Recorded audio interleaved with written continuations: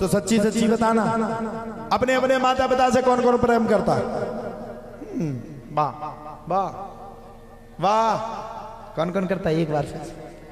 अच्छा, जैसे माता पिता से प्रेम करते हो, एक बात बुरा मत मानना, ये अंतिम सूत्र है मेरा, आज आपको समझा करके जा रहा हूं। पता नहीं हम जैसे लोग कैसे इतने बड़े मंच पे आकर के विराजमान हो गए, हम तो भाग्यशाली। लेकिन हम आपसे कहना चाहते हैं, दुनिया में आपका है तो ऐसे कोई नहीं हो सकता, कोई नहीं। बुरा मत मानना, कोई नहीं, कोई नहीं।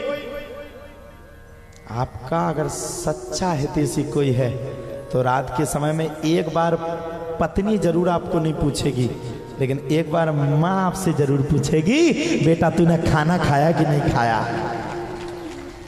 रात के समय में आपकी पत्नी एक बार आपको जरूर मना कर देगी, मेरे पास टाइम नहीं है, नो, मुझे सोना है।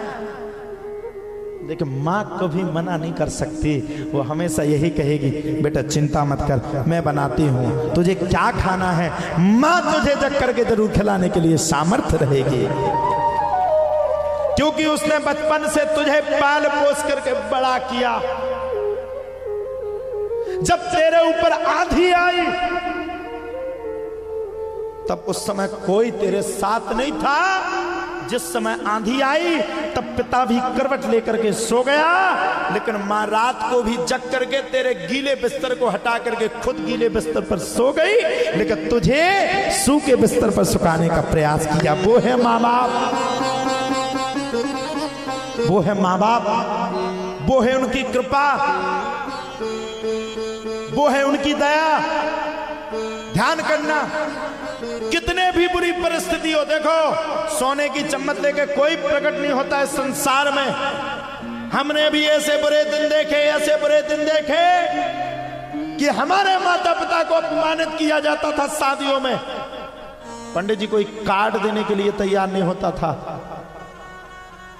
जो गाड़ी आज हमारे भैया ने दी है, मैं आपसे कहना चाहता हूं, एक समय वो था कि कोई मांगने पर भी गाड़ी नहीं देता था। इसी गाड़ी को देख करके मुझे अपना अतीत ध्यान आ गया कि हम लोगों की ऐसी परिस्थिति थी कि कोई गाड़ी तो छोड़ो, कोई मुंह बोलने के लिए तैयार नहीं होता था। जब भी आपके ऊपर बुरे वक्त का पहरा होगा, बन जाते हैं हजारों रिश्ते। जब पैसा पास में होता है, टूट जाता है गरीबी में वो अक्सर रिश्ता जो सबसे खास होता है, जो सबसे खास होता है, जो सबसे खास होता है। कोई हम लोगों को भोजन नहीं देता था।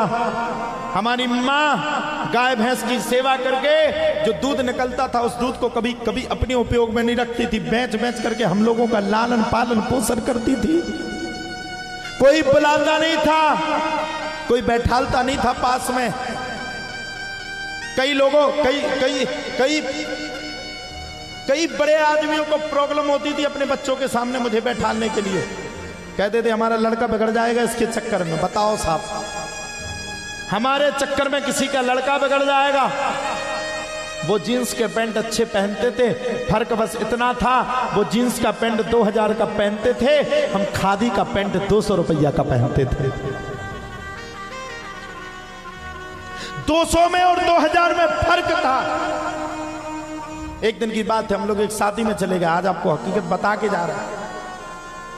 हमारे हाथ में थमा दी गई टेबल, वो बेटर जो परोसते हैं, क्या बोलते हैं उसको, ट्रे। तो हमें सर स्वाद नहीं था, हमने सोचा, हम बड़ों का बड़ा सम्मान करते थे, हमने ट्रे अपने हाथ में ली और ट्रे हाथ में लेकर के हम सबको परोसने लगे। तो हमारी माँ ने हमारा हाथ पकड़ा, अरे पगला क्या कर रहा है जी? हमने कहा माता जी हमें फलानी उनने दिया है, अब वो हमसे बड़ी है, हमारी रिश्तेदार है, तो हम ये ट्रे नहीं पकड़े। तब हमको हमारे खुद के लोग चिढ़ाते थे, रिसूली बिटूली दूध रोटी खा ले रही बिटूली। ऐसा कह के लोग हमको चिढ़ाया करते थे। ट्रे जब दी हमारी माँ ने विरोध किया तो हमारे ही अपने लोगों ने कह दिया इसको ट्रेस दी दिलाई, ये कम से कम ट्रेनिंग कर लेगा, बेटर तो बन जाएगा, 10-15 हजार रुपया तो आ जाएंगे, नहीं तो तुम लोगों की क्या औकात है, चप्पल पहनने की तो औकात नहीं। हमारी माँ ने उस भरी सभा में गर्ज करके हमारे सर पर हाथ फेर करके कहा कि मेरा अगर इसने दूध पिया होगा तो एक समय ये बोलाएगा कि अच्छे अच्छे लोग इसके सामने झुक जाएंगे। और हमारी माँ ने कहा आज तुम इससे बेटर की प्लेट साफ करवा रहे हो, लेकिन एक समय वो आएगा कि हमारे लड़का के लिए, उसके दर्शन करने के लिए तुम्हें महीनों तक इंतजार करना पड़ेगा, महीनों तक। आपको क्या बताएं, सब रिश्ते संसार में बन जाते हैं। लोगों ने रात के 12 बजे उंगली पकड़ करके हमें बाहर भगा दिया। हमारे माता पिता ने पढ़ने के लिए पहुंचाया, हमारा लड़का पढ़ जाएगा आपके घर पे, तो 2-3 दिन रखा, तीसरे दिन उंगली पकड़ करके बाहर कर दिया। हमने पूछा रात्रि का समय कहाँ जाए, उन्होंने कह दिया हमें पता नहीं, मरो चाहे जियो, हमारे ऊपर बोझ मत बनो, हमारी लड़की है, हमें अपनी लड़कियों के लिए करना, तुम्हारे लिए नहीं कर पाएंगे। और पैदल पैदल मैं स्टेशन पहुंचा, मैंने अपने पिताजी को कॉल किया, हमने कहा पिताजी भगा दिया हमें, बुरी परिस्थिति थी। पिताजी बोले बेटा रात में कुछ नहीं हो सकता, सुबह आने दे, कुछ करेंगे। पिताजी ने हाथ पकड़ा, मात्र 200 रुपए लेकर के वृंदावन गए, और जब छोड़ने के लिए गए तो सबके लिए सब कुछ था। हमारे पिताजी ने रात्रि भर परिक्रमा मार्ग पर, आज भी हमें ध्यान है, उस मार्ग पर लिटा करके अपना खुद का सोल हमारे ऊपर डाल दिया। बोले बेटा चिंता मत कर, जहां जाए वहां फीस मंगाए, जहां जाए वहां फीस मंगाए, जहां जाए वहां पैसा मंगाए। हम लोगों ने काउंटर में खड़े होकर के,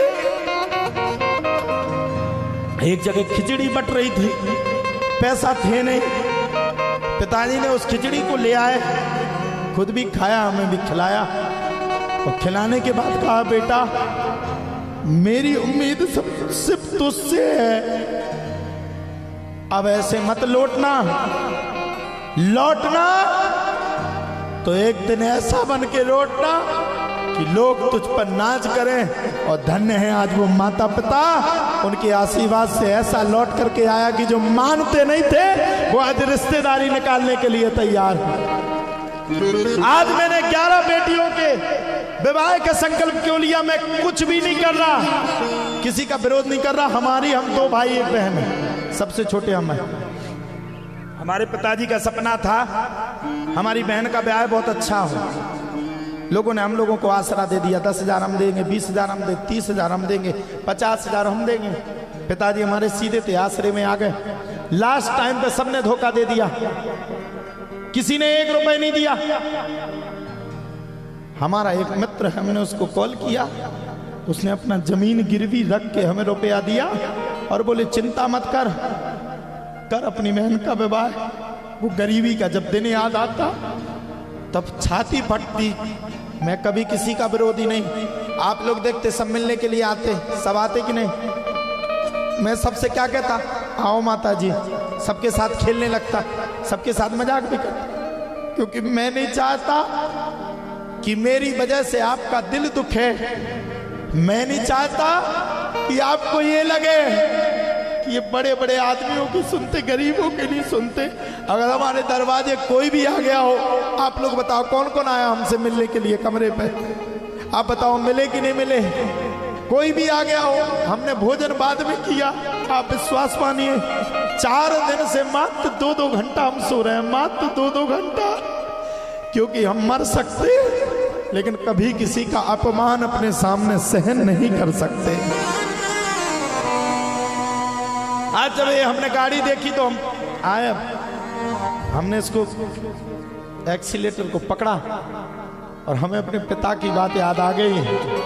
धन्य हो पिताजी तुम, जो तुमने आशीर्वाद दिया, और धन्य हो भैया तुम, जो बड़े भाई बन करके हम जैसे व्यक्तियों की आज आप मदद में उतर गए और गुजरात से अपना काम काज छोड़ करके इस बात को लेकर के आए। रास्ते में भी ये चर्चा की कि महाराज जी को जहां जरूरत पड़ेगी हम इनके लिए खड़े। बस हम तिंदनी वालों आप लोगों से यही प्रार्थना करेंगे, हमारे प्राण रहे ना रहे हमें फिक्र नहीं, हमने अपने माता पिता का नाम ऊंचा कर दिया। और मैं आप सभी से तिंदनी वालों ये प्रार्थना करके जा रहा हूं, मैं कल जा रहा हूं, आपने बहुत साथ दिया। 7 दिन तक जब आप मुझे बैठ करके सलाह देते थे ना, तो वो सलाह देख करके मुझे अपने माता पिता की याद आ जाती थी। और आपको देख करके मैं सोचता था कि इस गरीबी परिस्थिति में कोई तो हमारा है जो हमारे पास बैठता है। हम मर जाएंगे, तिंदनी मिले मौका ना मिले कथा का, लेकिन जब तक हमारे तन में प्राण रहेंगे पटरिया जी, हम आपको भैया तुम्हें गुजरात से आप दोनों जन को कभी नहीं छोड़ सकते, और तिंदनी की जनता को नहीं छोड़ सकते। ये आपका प्रेम है धर्मेंद्र भैया जी, आपका प्रेम है। आप जहां रहेंगे मैं आपको खोज करके वहां पहुंच जाऊंगा, और जहां आप होंगे आपको पहुंच जाऊंगा, और जहां तिंदनी वाले तुम होगे मैं हाथ पकड़ करके कह सकता हूं कि बुरे वक्त में एक तिंदनी ग्राम भी ऐसा था जिसने मेरा हमेशा साथ दिया। एक और प्रवीण भैया रहे जो हमारे पिता बन के आए, जिन्होंने हमें स्कॉर्पियो एन गाड़ी दान दी। पिछले वर्ष हमने कथा की, हमारी स्विफ्ट डिजायर गाड़ी थी तो हम पहुंच गए, बैठ गए। भैया ने देखा, प्रवीण भैया ने बोले महाराज जी आपके पास बड़ी गाड़ी नहीं। हमने नहीं भैया छोटी गाड़ी है। बोले क्यों नहीं ले पा रहे? हमने कहा भैया पैसा नहीं है। दूसरे दिन गए और गाड़ी को ला करके सामने खड़ा कर दिए और बोले लो पकड़ो चाबी, जाओ बेटा आज से खूब कथा करना। एक समय वो आएगा, उन्होंने कहा मैं लिख के देता हूं, एक समय वो आएगा कि भारत में वक्ताओं की गिनती में तुम्हें भी लिया जाएगा। जब बुरे वक्त आते हैं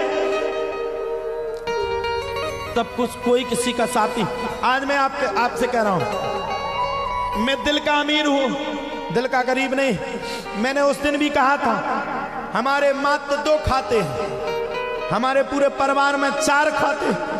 आप लोग चेक कर लीजिए, चेक कर लीजिए, अगर हमारे खाते में 5 लाख या इकट्ठे अगर 10 लाख रुपए अगर निकल आए तो मैं गारंटी देता हूं अगर 10 लाख रुपए कोई बता देगा हमारे खाते में तो पूरी जिंदगी भर उसकी गुलामी कर।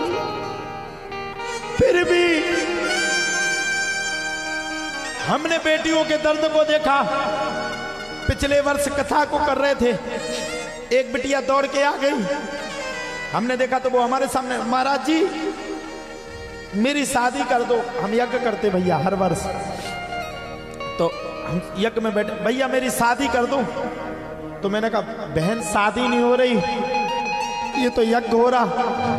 बोले भैया हमारे मामा ने हमको घर से निकाल दिया। तो हमने कहा बेटा तुम्हारे माता पिता कहाँ गए? बोली माताजी और पिताजी एक ट्रक में घल के मर गए, शादी तय हो गई, कोई शादी नहीं कर रहा, आप कर दो। तो हमने उसके आंसू को देखा, हमने कहा बहना पैसा तो हमारे पास में है, हमने कहा लेके शादी इस वर्ष नहीं कर सकते। हमने 51,000 रुपए निकाले, हमने कहा बहन जी ये ले लो। मैंने उसी वर्ष संकल्प किया कि अगले वर्ष जैसे बनेगा चाहे मुझे अपना पूरा शरीर बेचना पड़े, लेकिन मैं अपने धाम पर निर्धन और गरीब बेटियों का विवाह करूंगा करूंगा करूंगा। और जो भी आपका दान दक्षिणा में लेकर के जा रहा हूं, मैं आपसे वादा करता हूं 1-1 रुपए अपने तन में उपयोग नहीं करूंगा। बस मैं यही कहना चाहूंगा अंतिम ये पड़ाव चल रहे हैं कथा के।